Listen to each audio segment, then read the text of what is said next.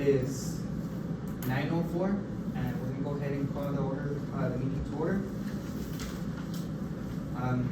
Let it be known for the records that we did not meet quorum, so any recommendations that go to the board will not be able to be submitted. We're missing one of the parents that needs to be here, so without her here, any recommendation that we wanna do won't be approved at the board, but we can continue to have the meeting.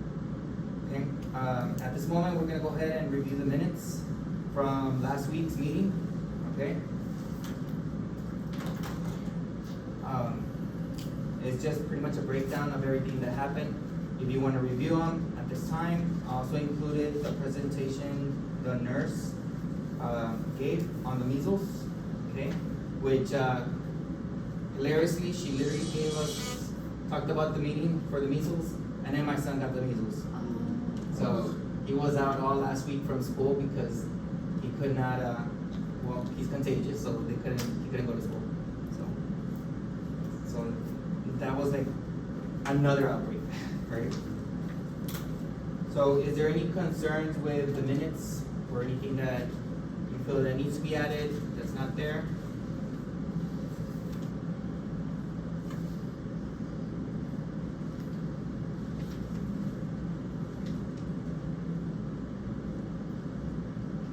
If there's no corrections, can I get a motion to approve the minutes? Approved. Can I get a second? Alright. Minutes approved. Moving on to the next item on the agenda. Right. First of all, I want to welcome, we have Mr. Peña, Mr. Gonzalez, and Mr. Hernandez coming to present to help us out for child nutrition and the counseling department. So the first item we do have is going to be the counseling department, and they're going to go over Title 4, Party.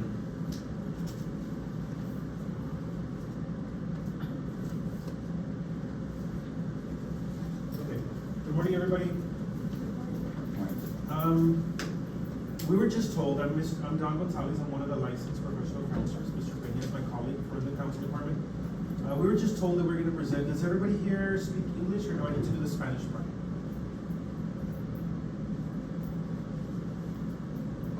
Everybody? Oh, that's going to make it so much easier. Okay. So we're going to talk about Title 4, Part A, and we're speaking on behalf of Ms. Gabby, who is our director for the counseling department. Okay, so many of you are probably thinking, what is Title 4? I was thinking, what is Title 4? Right? Simply what it is part of the Every Student Success Act, ESSA, providing districts with funds to help students grow academically, socially, and emotionally. So these are federal funds that are telling us that if we're getting these funds, we have to support students in these domains, academically, socially, and emotionally. Is anybody familiar with Title 4?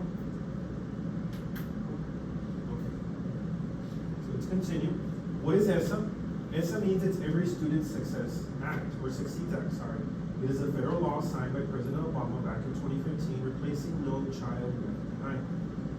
It governs students and grade levels from K to 12 public education policy. So it's from K to 12. Its main purpose is to ensure that all students, regardless of race, income, background, or disability, have access to a high quality education. So it just ensures that every child has access to good quality instruction, which you think is normal, but it's not always normal in every other country, in different regions. So this act is to ensure this. So schools that don't follow this, then that's what they would get in trouble with regulations, federal agencies, and the income that they're getting. In short, Title 4 Part A refers to Student Support and Academic Enrichment Program. It's a federal initiative under the ESSA designed to enhance students' academic achievement by increasing the capacity or the ability of states, local education agencies, schools, and communities. It also sets the foundation for funding programs. So that's where we get the funding through Title 1, Title 2, 3, and 4 Part A, which we're discussing.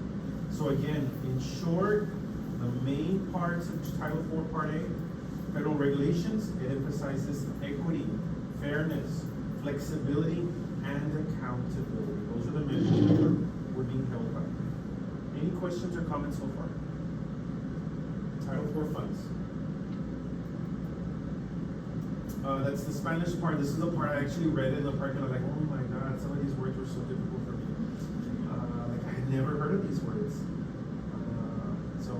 Okay, so I don't need to focus on that. And my colleague is gonna continue after this slide, and he's gonna highlight that there's three main priorities: offering a well-rounded education, promoting safe and healthy schools, and using technology effectively. Okay, thank you guys.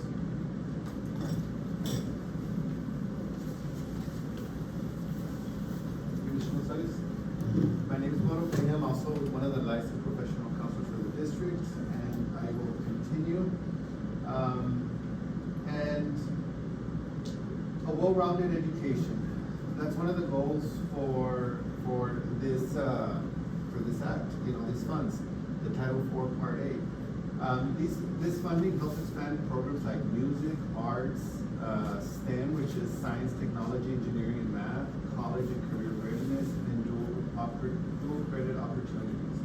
So, it just wants to make sure that students have a well-rounded, education.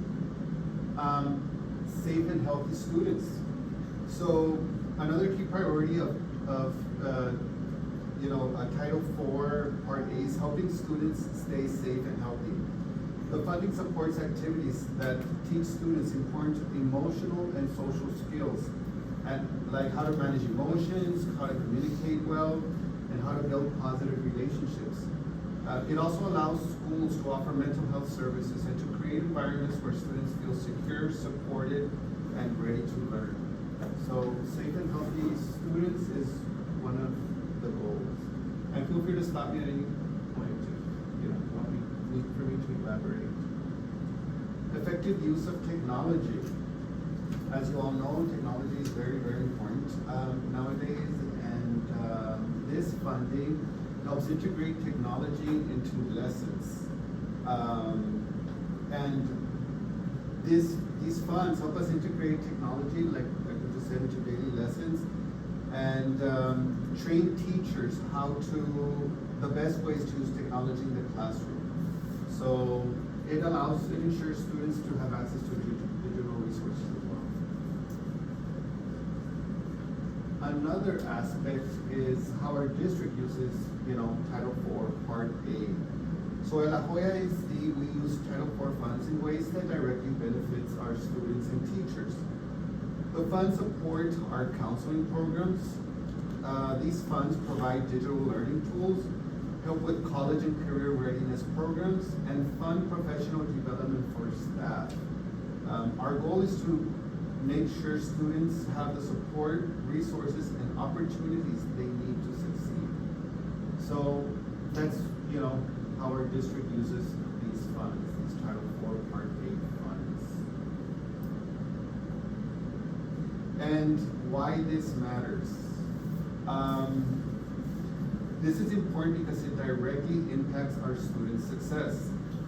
When students are engaged, when schools are safe, and when technology and programs are used effectively, our students are better prepared, not just for graduation, but for their lives and, after, they finish their education. So this is why it matters. Students are very engaged, schools are safer, and students are better prepared for life after graduation. Parent and community involvement. So finally, your role as a parent and community members is essential. Your feedback helps guide us in how we use these funds. We encourage everyone to participate, in what you're doing right now in these advisory meetings, in surveys, because your voice is important and it matters. And without, your voice, we're missing a very important aspect in how we, use these funds. Any questions? Thank you. On the funds, let's say for the emotional learning organization, how are you guys deciding on which program you're using for the emotional health? I know that, not one person just makes a decision, you know, it's a committee. So I know that our leaders, you know, they meet, the family and community engagement, you know, student services, they meet and, you know, they come up with what's going to be in place and what's not gonna be in place. What program are we using right now? Well, we're using, you know, different programs, right now, but specifically like in what area? Like I remember when I was in the classroom that we would have to do these lessons, emotional learning lessons. The SEL? It was through a website.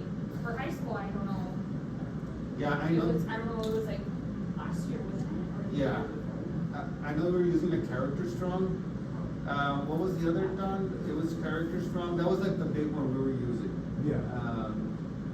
So I know we were using, but our leaders just voted not to have it. The mindfulness program. What was it called? Correct. Mindfulness. But there was a specific name. What was it? Oh, it'll come to. Yeah, I know. Like, but we We've used seen it every it. single We used to day. use it like 3 years ago. Yeah, so that one was decided, you know, our leader decided not to include it. But character strong, you know, that is, it's kind of like ready-made lessons on social and emotional learning. What grade levels is it typically used for? Well, it should be used for everybody, but, you know, probably the elementary and middle school would be, yeah. Inner Explorer, no? Inner Explorer, that's Yeah. the one. Inner It's there Explorer somewhere. was big. But very good questions. Yes. I'm Mr. Castro, I'm the after-school program coordinator at Peña Elementary, and I've seen you guys in the summer because I overheard Yeah. the counseling department is also involved in the student programming for summer school. What kind of summer school programs do you have for summer school Okay. students? Myself, I haven't been privy to those meetings. I know our leaders have. So, like for this summer, I'm not sure. I'm sure that Miss Gabby, our boss, and you know, our leaders would have the detailed information on that. But I haven't been involved in those meetings. So, sorry about that. That's right. But it's something I can ask for. Yeah, I seen you guys around the, Sí. that's the counseling department. Yes. Anything else, guys? Is there data that you all look at to see exactly like how many students kind of like need intervention and like what is the best way to support them in it? I mean, cause there's a lot of different, they call it like behavioral therapy or physical, and it's like they, rather than just a lesson, you have them interact with a garden, or you have them interact and do certain things, certain activities that relieve anxiety, release like other things. Are these programs doing that, or it's just lesson? Well, there's different tiers. It's what, Okay. there's like what you do with everybody. And what we do with everybody was, you know, the examples of Character Strong, the examples of going to the classroom, providing guidance lessons. That's like what you do with everybody. Then there's like tier 2 and tier 3. Like, tier 2 would be, the teachers might, and the administrators might say, you know what, these kids, due to referrals, due to, you know, maybe parent suggestion, teacher suggestions, might need small groups. And those small groups might be targeted. Let's say it's a grief group. Like, let's say there's 7 or 8 kids who lost a family member within the past year. Well, those could be targeted like in tier 2, like as a group. Then there's tier 3. We're kind of like involved more with tier 3. Tier 3 would be, okay, you know, these students get all the benefits, all the wonderful things that are happening in tier 1, which is all the guidance lessons and you know, the Character Strong, what we used to have with the Inner Explorer. They could already be in tier 2, you know, getting the small group instruction, like if it's a grief group, if it's a behavior group, whatever group now they need individualized attention. And that's kind of like where we come in, as licensed professional counselors. And this, you know, we could focus on specific behaviors, focus on trauma. And the way we get the names is by administrators, by counselors, and by parent suggestion. So if a parent requests, a counselor requests, or an administrator requests, that is how we are told like who to work with and why. So it's on a need basis. It's on a need basis, see. And also like some students, we only need like maybe 2-3 sessions and that's it, you know, everything's taken care of. But some students can go for years, depending on the need. There's a lot of ongoing trauma. I'm sorry if I'm taking this time. But there's a lot of ongoing trauma. For example, okay, the key to all relationships is communication. To communicate, and communicate. A lot of times at home, there's miscommunication with you know, parent and child. Or the communication has been broken. Or toxic communication. Yeah. And so we give the students the tools, you know, we support the student, but over the course of the week, you know, because of what's happening at home, the pressure is high again, the anxiety is high. So we're kind of like, imagine like a Coca-Cola bottle being shaken. So every week when we work with the students, kind of just relieving the pressure. And we do communicate with parents. We do, you know, try to, you know, our best to give them skills, you know, on how to communicate with a child. But sometimes it's a lot harder for them to do effectively week by week, day by day. So for some students, you know, 2-3 sessions, they get the tools, they're ready to go. Some students, we're just like relieving the pressure. But yes, there is, I don't know if I'm going off topic, but I just, you know, some situations are just harder than others. And these supports are offered to high school students? Yes. We actually, like right now on my list at the high school would probably, you know, be in the mid-20s. Also, there's a new system called Lightspeed. Okay, so Lightspeed, if a student types something, I'm going to, let's say they're just doing a book report, and Sophia killed the Black Knight. Okay, just because the word killed was mentioned, it kind of takes a snapshot of it automatically, sends it to all the administrators and all the counselors for us to review. So then we review it. No, they were just doing a book report, and it's part of a book, so there's like nothing going on. But sometimes they text each other, and I'm gonna kill this person, like kind of like as a figure of speech. But we have to investigate that. So when we're talking about getting data, now we have like technology that really gives us like a lot of data. Because if they message each other, let's say they're logged on to a school device and they message each other to a program, you know, they mention a word like they want to hurt themselves or something, it automatically snapshots, sends it to all the administrators, sends it to all the counselors, sends it to the PD, and that's within the last, month and a half? Also, and Yeah. the response is immediate, like they're notified immediately to people. So Yeah. I had a student that they brought my way, and the student just messaged it like 2 hours ago. Yeah. Like what? So it's pretty fast, pretty prompt. Yeah, it's like kind of like drop everything and take care of that. So yeah, that's the newest when it comes to technology. Sir. I'm gonna thank you guys. Now we have Mr. Hernandez from Child Nutrition, sorry.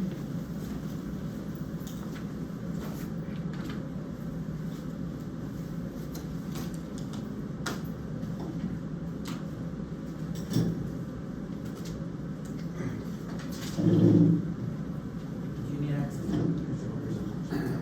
Well, to the La Joya website, just in case if.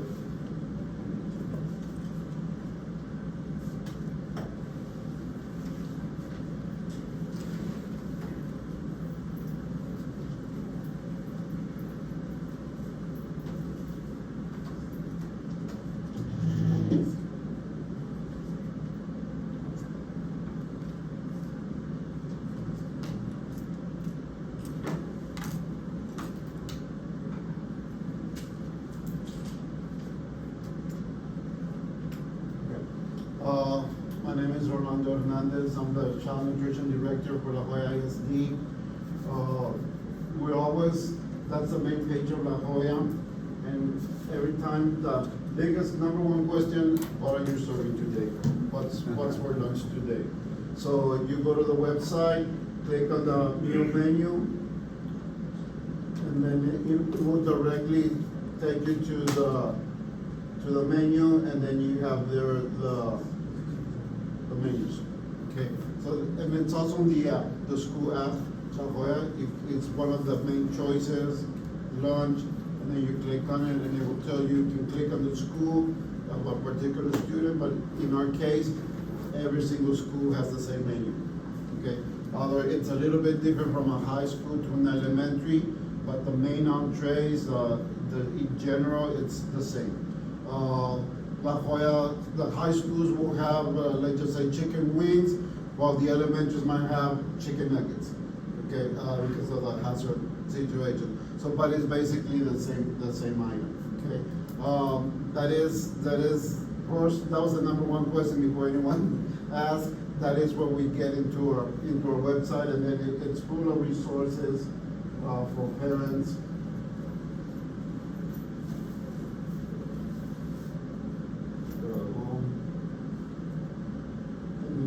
There it gives you,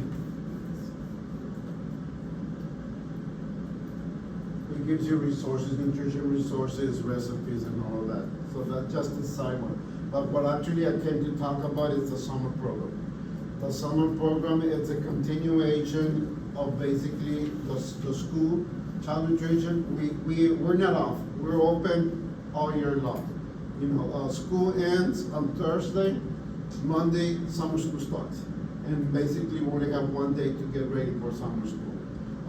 But it's the same meals, the same program, it's a continuation. Same rules, same regulation. Other than the summer, we get the community involved. The schools are actually sites for the community to come in and eat. Okay? So if you wanna know, you just dial 211, and it will tell you which schools are open and the times that are open. That is the difference between the regular school year and the summer school year, other than the sites become available to the community. Okay? We also have like the Boys and Girls Club, we also have the public libraries, we have churches that are open. Those are also community-based sites that we provide the meals at. So we're always open. Now, the nutritional part of it, it's the same. The kid, well, depends on where you are, sorry.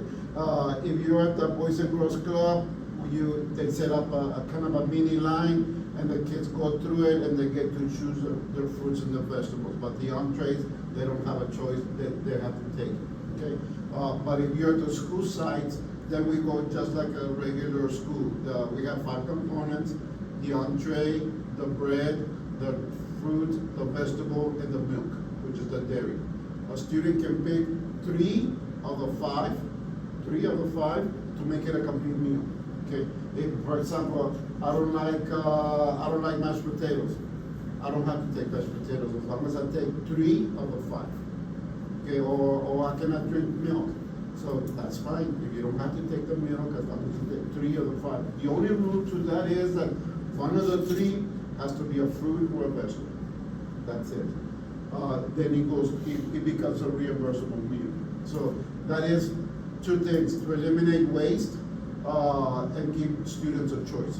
Eliminate waste, like if you're not gonna eat it, don't take it. We definitely don't want to just get the food and throw it in the trash. So that is it's called offer versus serve. So the students have a choice what to take, the combination. There are students that are vegan and they will only take the fruits and the vegetables. Okay, and there are students that are like athletics. They want to take everything, and they want to, if it's up to them, they will take 2 entrees. You gotta take 5, and the complete meal, it's a good hearty meal if you take all the 5 components, and that is one of the things that when parents call me and says, well, you're not serving enough food.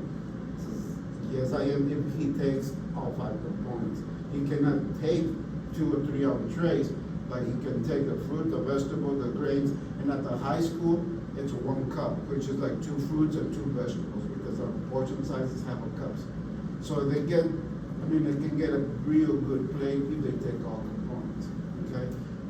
So that is part of the nutritional. On the summer school, all the schools that are open for the summer become sites for the summer, okay? That means that the community members can come in and participate on the lunch program.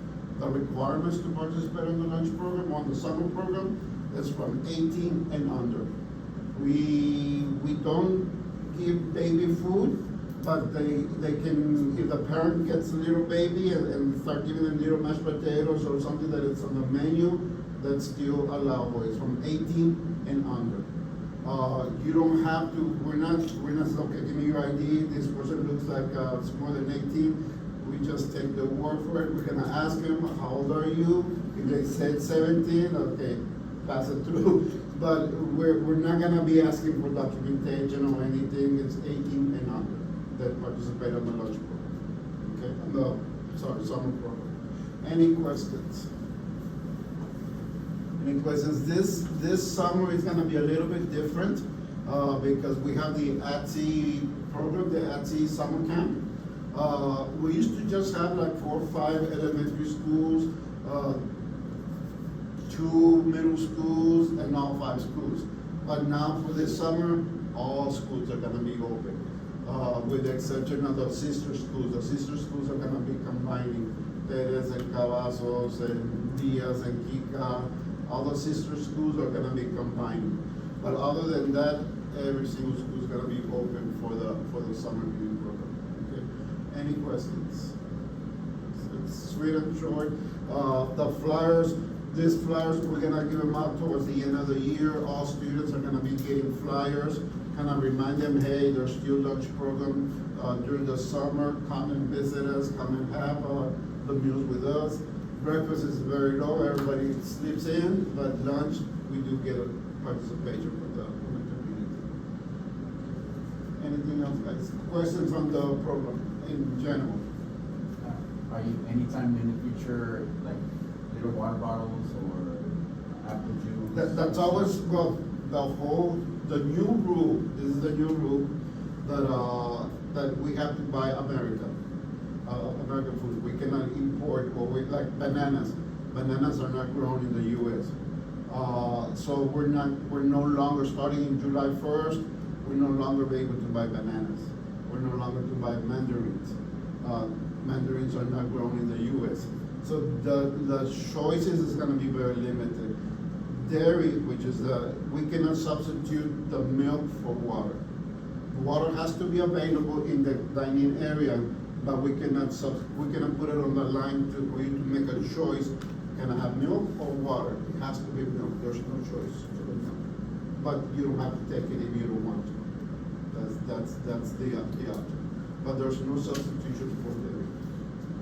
I heard something, correct me if I'm wrong, that in a certain year that the child nutrition is gonna start implementing, or we have to give them a vegan option or something like that? Or There is, there's always been there, that's why the offer versus serve, it's there. So if you don't have to take the meat, the protein, you can take the fruits and the vegetables.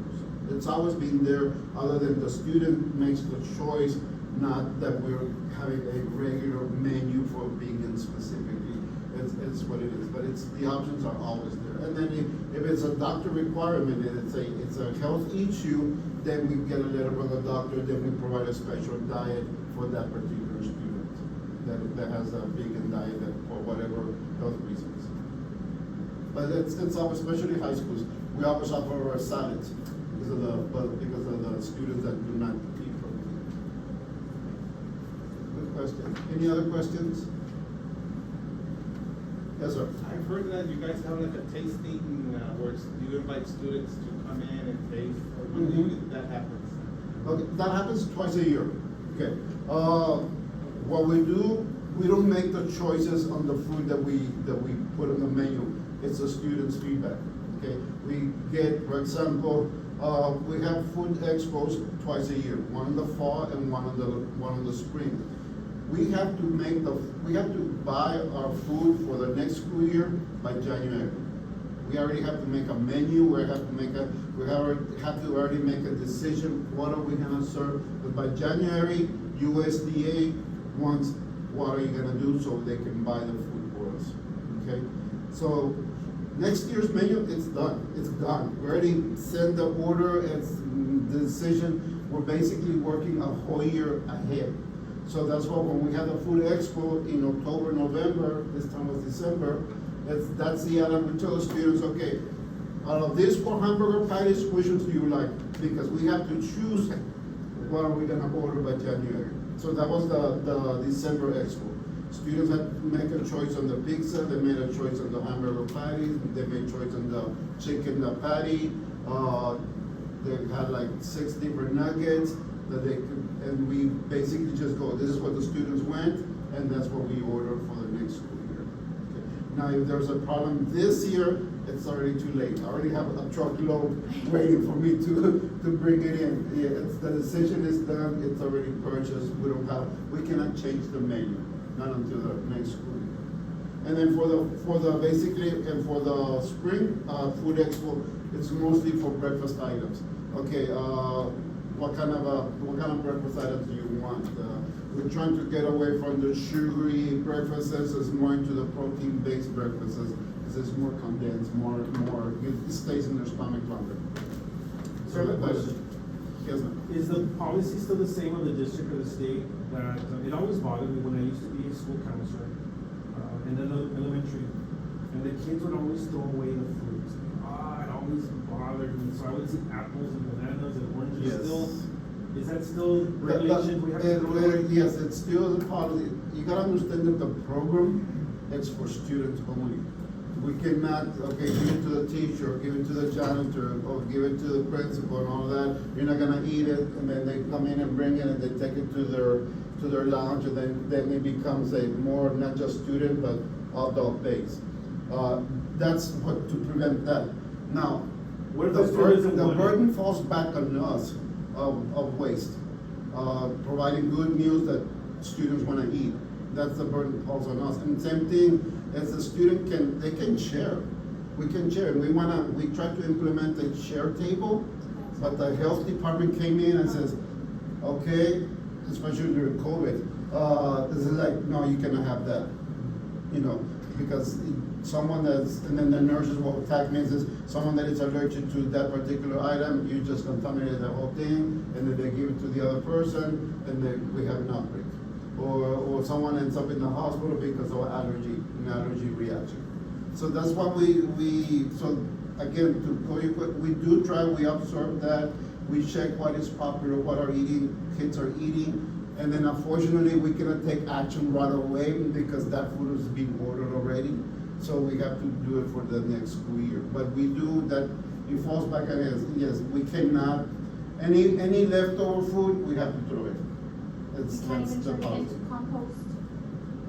Could you turn it into compost? We can, I guess, but there's no really Kinda like- policy, we need to making sure that it goes to the compost and not to somebody. Because even when it goes to the trash, we have to put it in a bag, seal it, and throw it. We cannot just make it easy accessible so anyone can go into the trash can and get it. Possibly working with like maybe Galco County, because the recycle center, they make compost, and like rather than wasting it, I mean, Yeah. I don't know, let it go back to. Our goal is to not have waste, and that's what Yeah. it falls back on us. Having good menus, having for the students to eat it. For some reason, I would say maybe 7, 8 years ago, students were forced, as I say, you have to go through the line and get your Yes. breakfast. You have to go through the line and get your breakfast. And the kid is not hungry, but they were forced to go through the line, get the breakfast, and throw it. Because they were not gonna eat it. Honestly, that was before my time. I had no idea why that was happening. But that is something that any student is not forced to eat. Whatever, they don't have to go through the line. And if they're going through with their friends, going through the line, and they don't eat, they can go through the line without eating, without picking anything. That was my next question. If Yes. they could leave that apple and the banana there, is that Yeah, You just leave it there. a lot of the high schools, what they do, they get before they throw it, they get the apple, leave it there on top of the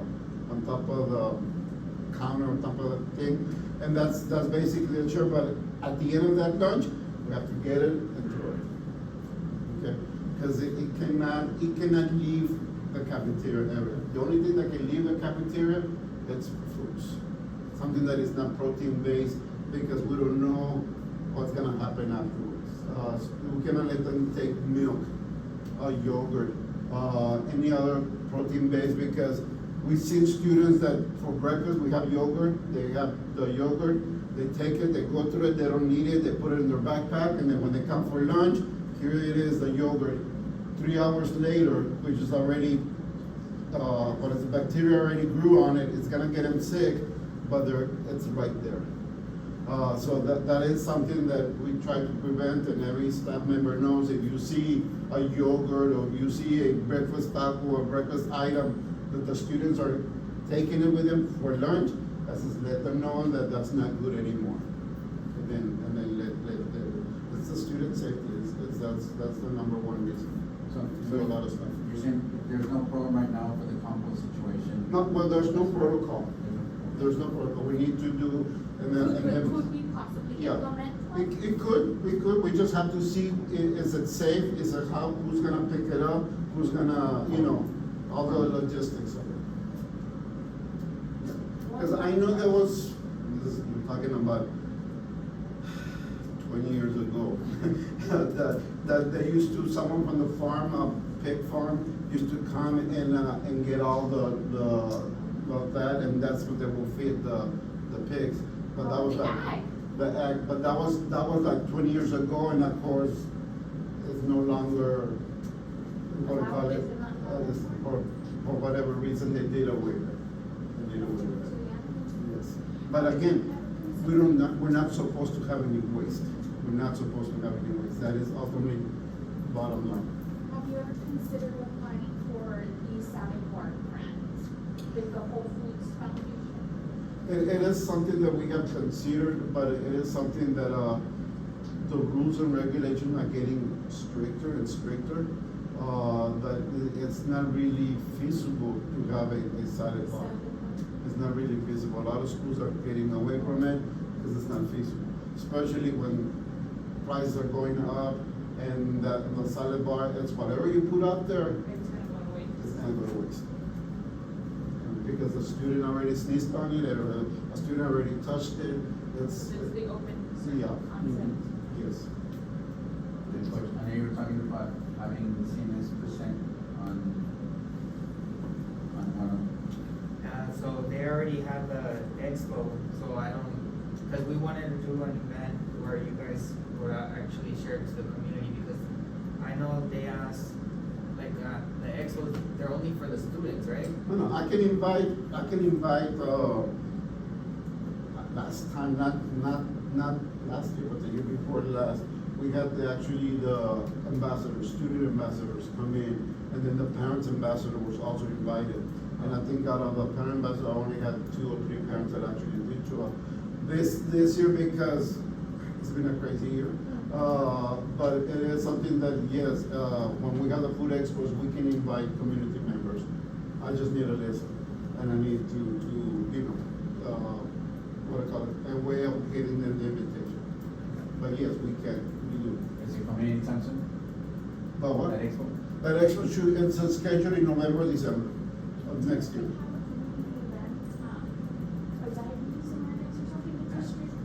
They did have that.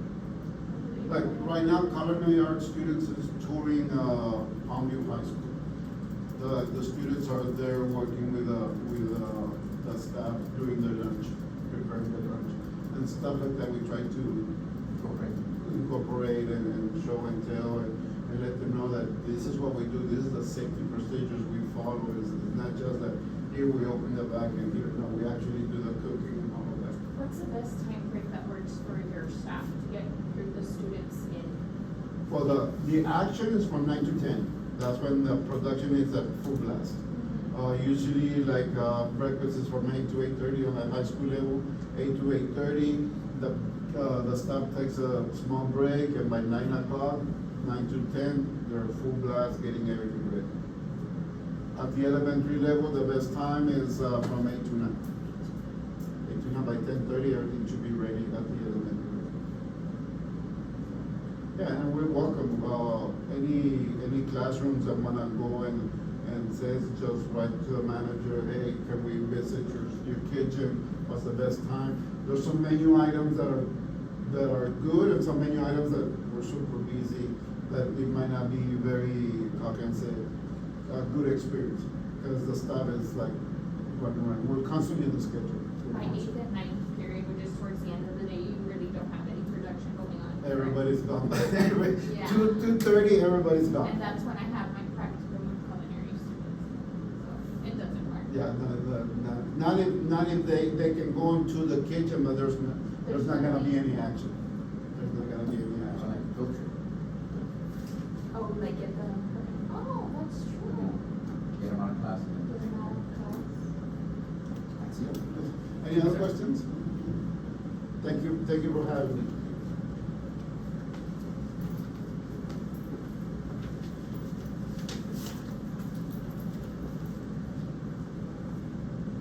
So the next item on the agenda, guys, is, the curriculum. So right now, a couple of things that were brought up in the very first meeting is that they wanted to talk about, sportsmanship course. Because they're seeing that our students, are having a hard time when they lose. Yes, when they win, they feel really good, but when they lose, then the attitude and their behavior is actually not that feasible or great. So I did speak to Coach Garza to ask, what is it that we have in place right now to help our students and our staff, our coaching staff, to show better sportsmanship. So he did tell me that the district did invest in this new program, the Texas Way. So this is what they're using right now.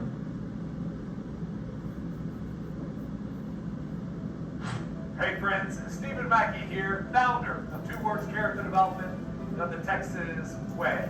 And I'm so excited about this initiative, which will become the largest joint initiative in the history of Texas sports athletics.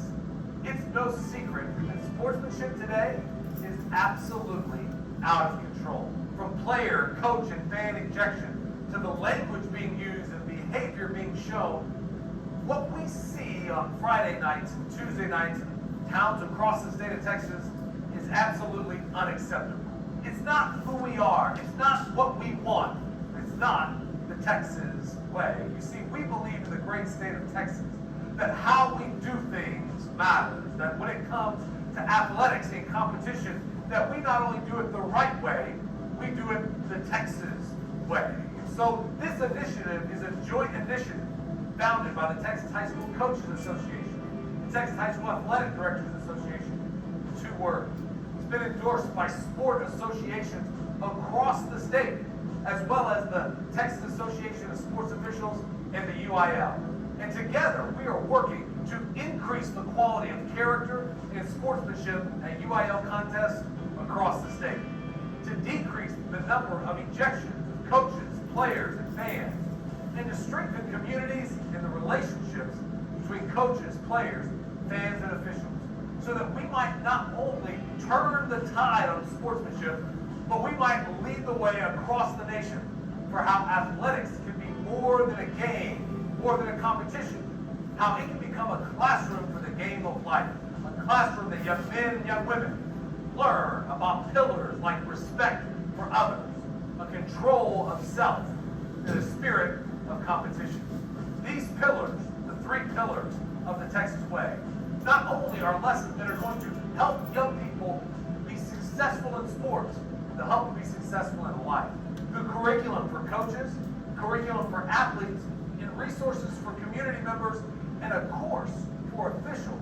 Together, we are going to work to turn the tide of sportsmanship and to show what it means to coach, play, and support the Texas Way. I hope you will join us. I hope that you'll make the commitment to coach, play, support, or officiate the Texas Way with a respect for others, a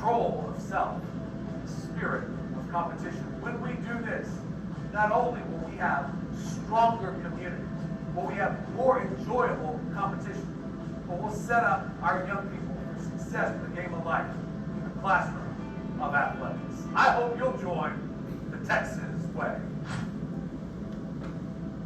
So I don't know if y'all have seen these already. I know during the football games they were putting these presentations where the kids were, taking the vow to do the Texas way and their approach.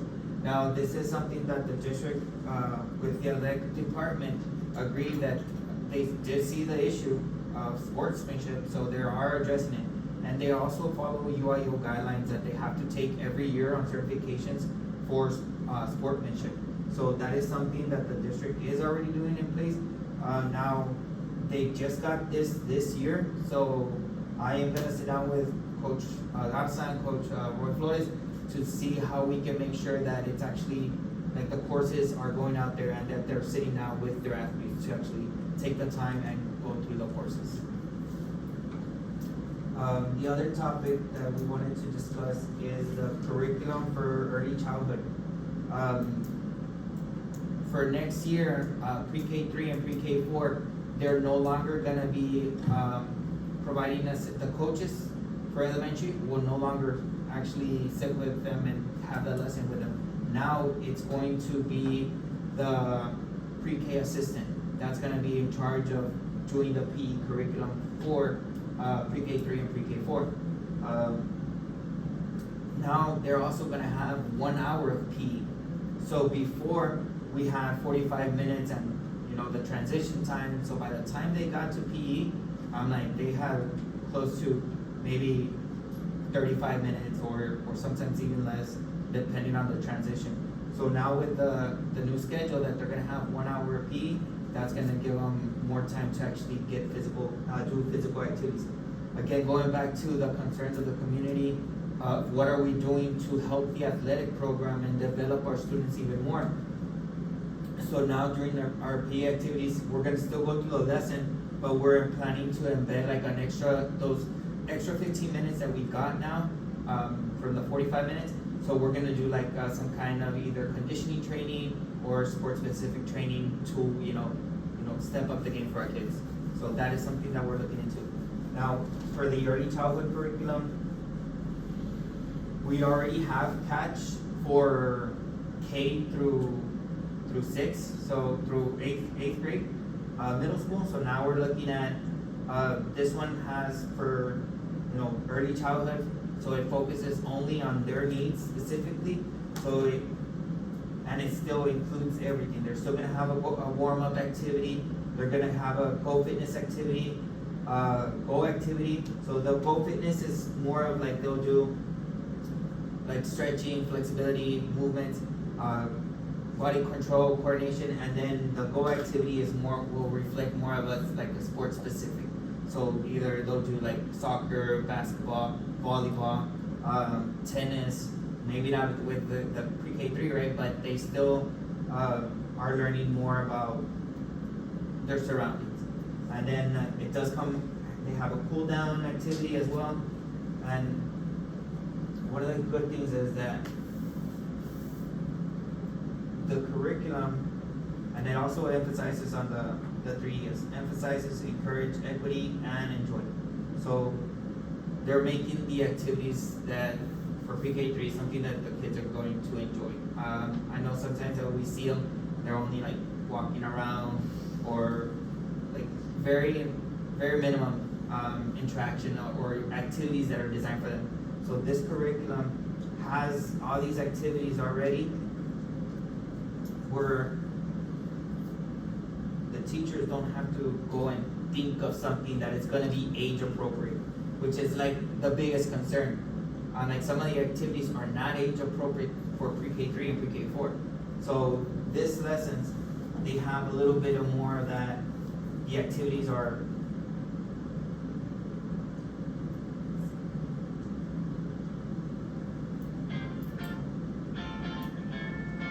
so they're more instructed towards early childhood. Christian, now you're the leader, and Aaron's trying to follow you. Is that correct? Somebody, how else can we move, boys and girls? Can you tell me a different way we want to move this time? Move our bodies?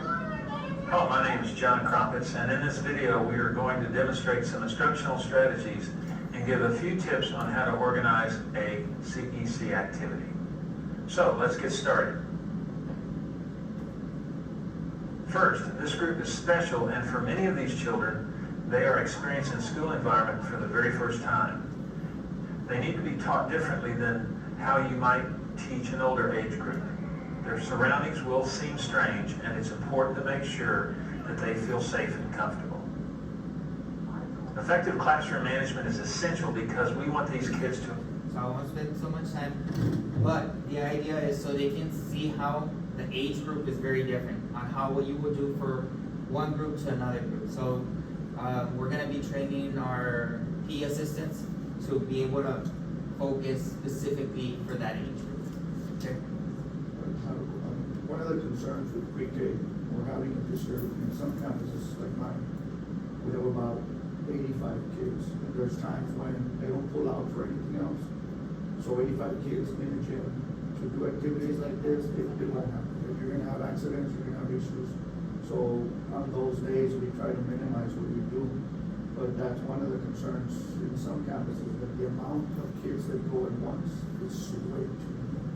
So And that's because my gym is one of the bigger ones. In a smaller gym, it'd be practically impossible to do anything without them getting hurt. So I know that we do have like an outdoor area and we have an indoor area. So something that we'll probably bring up when I do meet with the PE assistants is actually, hey, if you need to do two groups, one group goes inside the gym today and the next group is gonna play outside, do the activities that can be done outside. On a rotation. Yeah, so put them on a rotation like that. We don't see that chaos because I've gone to Mendiola has a huge gym. It's huge. But the kinder class, like you said, they were so many. And so I did see how, and he managed it very, very well. But I do see what the concerns are. So that's something that we can adjust, think about a rotation for them to set up. And again, going back to the fact that now, like, the pre-K assistant will not be pulled out. I know there was times that the pre-K assistant would go drop off the kids and they had to go plan with the teacher. And so the coach would leave half of the pre-K assistants instead of all of them. But now with this, like, all the pre-K assistants will be there at all times. Is our coaching assistant, is she gonna have to do Yes, that? your coaching assistant will be there too. Okay. So this is just, I wanted to share the curriculum that we're looking at. Again, we already have Patch, but this is just for pre-K3 and pre-K4, so early childhood. So, and cost-wise, it's literally like $100 per year. So I think it's very giving, especially the assistants, something for them to rely on, because that's not their main focus. So now I'm gonna train them, give them support so they can actually do something and keep it kind of like in a lesson plan, because pre-K3 and pre-K4 does not have TEAC requirements. So they don't actually have anything to follow by the TEAC standards. So by having this for them, now we just kind of make things a lot easier for them, in the sense that now I don't have to think of something to do. Like, everything is gonna be here for me, ready to go. And then it gives them like a sample calendar of like, hey, day 1, day 2, day 3, and then again, it talks about the warm-ups, the activity they're gonna do each week. So it's, again, something that it's easy for them to follow. And so I think providing that extra support to the pre-K assistants would be beneficial for our kids. Is that 45 minutes, so going to an hour only for the elementary? How Only long for do our those elementary. lessons take? So it varies in the sense that, because each one is set up as a warm-up, a go fitness, and then a go activity, and then a cool down. So it has like 4 different components to it. So it is something that can go up to an hour. The whole class. You can expect. right? So, and again, sometimes for the PE class, they only have 45 minutes, so they will do like, and sometimes they can skip one of the activities, right? You can go straight to the Go Fitness activity instead of the Go Active activity, so it varies. Because you mentioned y'all wanna do more sports specific, so I was just thinking in my head, if you're looking at it on a week basis, you have these, little modules that you do with the kids, and if you were to pull out, let's just say 20 kids with an assistant and just work on that skill, let's just say you're focusing on track that week, couldn't you have a more condensed, smaller group, more skill focused, and then the other kids be working on the catch So, inside? I want you to, let me show you the Go Fitness activities. The Go activities,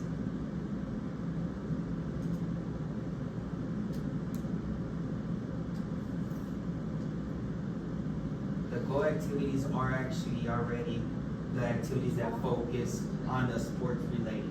Oh, okay. So this is So like they're a football. embedded. So it's already embedded. Everything's embedded. So, and then so we have football, we have softball, we have basketball, we have soccer, floor hockey, tennis, volleyball. So all of the things everything is already embedded within the curriculum.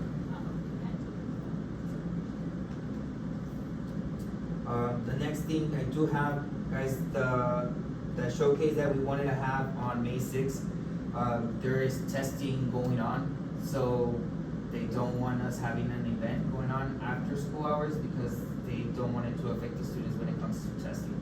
So we're gonna focus on having that sometime next year in the towards the very beginning. And then I do have to, our next meeting was set up for May 22nd, if I'm correct.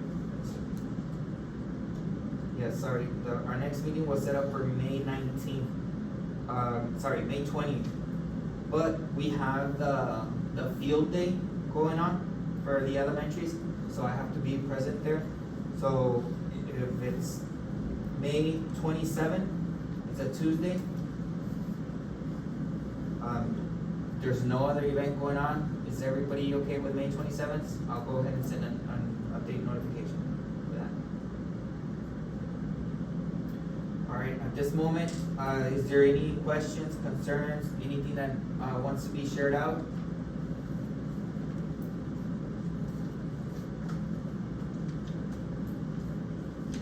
No? You'll be here in this room, right?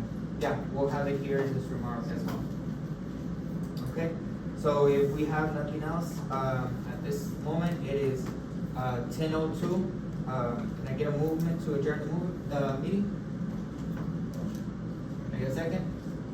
All right, meeting adjourned. Thank you.